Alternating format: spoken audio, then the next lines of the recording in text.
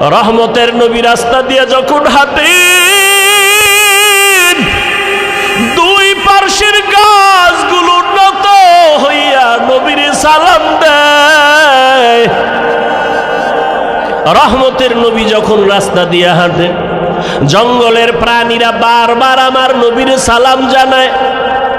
নবীজি খেজুর গাছের সাথে ট্যাক লাগায় খুতবা পড়েন। কিছুদিন পরে সিদ্ধান্ত নিলেন, না, এটা বাদ, নতুন একটা খুতবা দেয়ার মিম্বর বানাবে। বুখারী শরীফের ইবারত, খেজুর গাছ কান্না শুরু করছে। সাহাবায়ে কেরাম বলেন, মানুষের কান্নার মতো খেজুর গাছ থেকে, মরা খেজুর গাছ থেকে কান্নার আওয়াজ। রহমতের নবী বলেন, রে খেজুর গাছ কেন কাঁদো? আমি কি দোয়া করব তুই জিন্দা হবি, তোর কাছে খেজুর হবে, উম্মতেরা খাবে।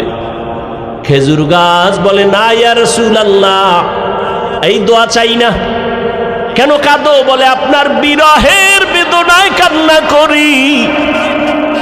কি চাও? বলে, এখানে জানাজা পড়ায়া দাফন করবেন, হাসরের ময়দানে আপনার সাথে জান্নাতে থাকতে চাই নবী। উস্তুনে হান্না আজহাজ রে রসুল, নালামি জাদ হাম চুয়ার বাবু।